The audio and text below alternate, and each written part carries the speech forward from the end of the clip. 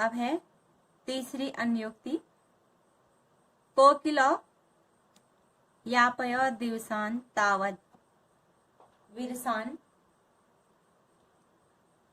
करेल विटपेसु यावन मिल दलिनाम को अपी रसाल समूलस्यति। इसके शब्दार्थ हो गए यापय बिताओ, दिवसान दिनों को, तावद तब तक, विरसान नीरस दिनों को, करेल विटपेसु बबूल के वृक्षों पर, यावत तब तक, मिल दली मालो भौरों से युक्त, रसालो आम का वृक्ष, समो लस्यति भली भांति विकसित नहीं हो जाता। इस अन्योक्ति में कवि कोयल के माध्यम से लोगों को अपने बुरे दिनों को चुपचाप धैर्यपूर्वक व्यतीत करने की प्रेरणा देता है, क्योंकि जीवन में सुख और दुख दोनों चीजें आती हैं। जो सुखी है आज वह कल दुखी होगा और जो दुखी है वह कल सुखी होगा। इसलिए उन दोनों दिनों को, अच्छे और बुरे दिनों को धैर्यपूर्वक व्यतीत करने के लिए कवि इसमें प्रेरणा देते हैं। अब इसका अर्थ हो गया, हे कोयल, कोकिल मैंने कोयल, तब तक करीलिया बबूल के वृक्षों पर तुम अपने नीरस दिनों को, विटपेसु मैंने वृक्षों पर, सप्तमी विभक्ति हो गई, नीरस दिनों को व्यतीत करो जब तक कोई भौरों से युक्त आम का वृक्ष तुम्हें नहीं मिल जाता। अर्थात हे भद्र पुरुष, तुम तब तक कष्टपूर्ण दिनों को किसी भी प्रकार व्यतीत करो जब तक तुम्हारे जीवन में सुखमय दिन नहीं आ जाते, क्योंकि सुख और दुख दोनों ही क्षणिक होते हैं, अस्थायी कोई नहीं रहता है। और यदि तुम्हारे जीवन में दुख आया है तो इसे धैर्यपूर्वक सहन करो, क्योंकि इसके शीघ्र बाद सुख आने वाला है, क्योंकि ये दोनों क्षणिक होते हैं, अस्थायी कोई भी नहीं होता है। इसलिए तुम्हारे जीवन में सुख आने वाले हैं। अब है चौथी अन्योक्ति। रात्रिर्गमिष्यति भविष्यति सुप्रभातम बाष्वानुदेश्यति हसिष्यति पंकजाली इत्थं विचिन्तयति कोस गते दुरेफे हा हंत हंता नलिनीम गज उजहार। इस अन्योक्ति में मनुष्य के जीवन की अनिश्चितता को कमल में बंद भौरे के माध्यम से स्पष्ट किया गया है और इस बात पर जोर दिया गया है कि सदैव मनुष्य के द्वारा सोचा गया ही नहीं होता, वरन ईश्वर सोची गई बात के विपरीत भी कर देता है, क्योंकि जो सोचता है ईश्वर उसके विपरीत भी करता है। जो हम सोचते हैं जरूरी नहीं कि वही हमारे जीवन में घटना घटित हो, इसलिए ईश्वर के द्वारा सोची गई बात उसके विपरीत हो जाती है।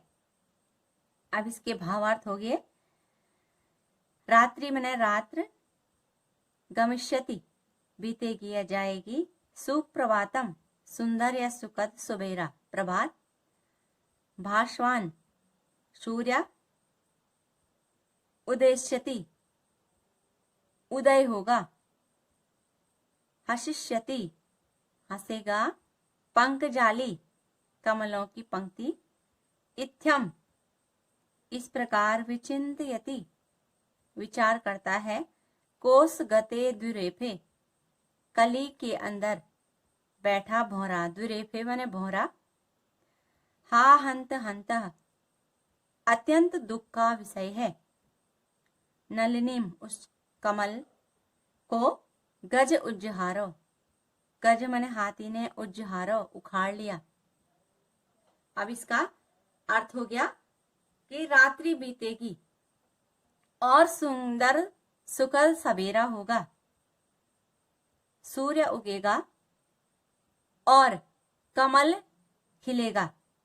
इस प्रकार कमल पुष्प के अंदर भौरा विचिंतयति विचार करता है, सोचता है, किंतु हाय, हंत मने बड़े खेद का विषय है, बड़े दुख का विषय है कि कोई गज मने हाथी ने उस कमलनी को उखाड़ दिया।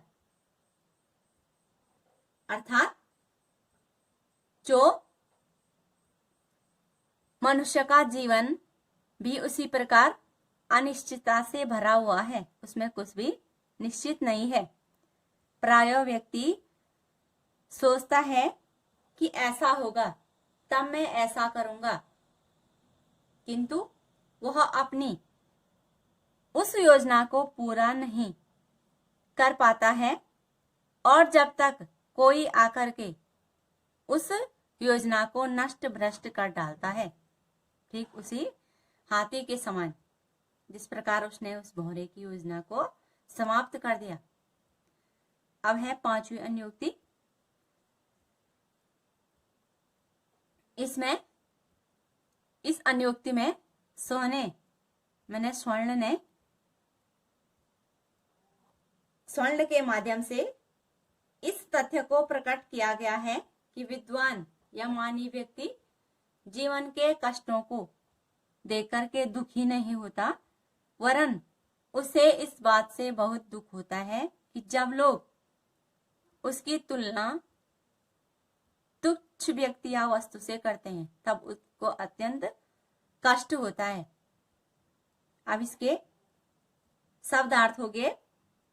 नौ का अर्थ नहीं, ताड़नाद पीटने से, तापनाद तपाने से, वहिन मध्य, वहिन माने अग्नि, मध्य माने बीच में,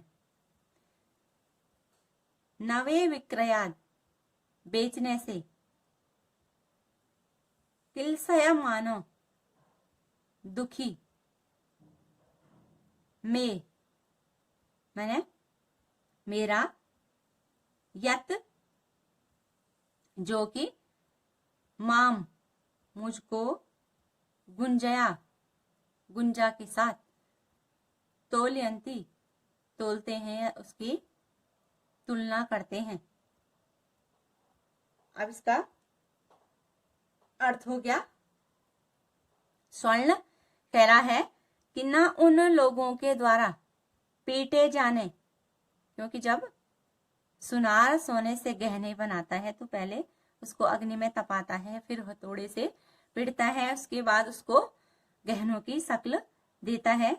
तो सोना कह रहा है कि न उन लोगों के द्वारा पीटे जाने से और न अग्नि के मध्य में तपाए जाने से और न ही उनके द्वारा विक्रयाद, फिर सुनार उनको बेचता है, बेचने से दुखी हूं, अपितु मुझ स्वर्ण का एक ही दुख है, जो कि मुझे लोग माम जना, बहुवचन में लोग गुंजा के साथ तोलते हैं, छोटी माप के साथ तोलते हैं।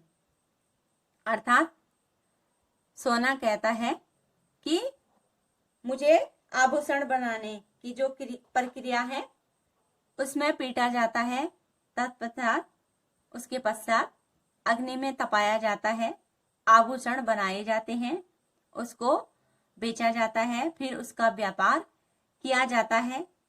लेकिन व्यापार से भी मुझे कोई कष्ट, कोई दुख नहीं होता, किंतु मुझे स्वर्ण कह रहा है कि न पीटने से, न बिकने से, न तपाने से दुख है, किंतु मेरा दुख कष्ट यही है कि बेचते समय लोग मुझे गुंजा के साथ तोलते हैं। अर्थात लोग मुझे तुच्छ गुंजा के साथ तोलते हैं, मेरा यही दुख है। अर्थात प्रतीकात्मक अर्थ हो गया कि मनुष्य की गति, उसकी दशा भी ऐसी ही होती है जब वह परिश्रम पूर्वक भली भांति अध्ययन करके विद्या प्राप्त करता है और विद्वान की तुलना लोग सामान्य व्यक्ति अथवा किसी धनिक व्यक्ति के साथ करते हैं, जो कि यह भी कदापि भी उचित नहीं है।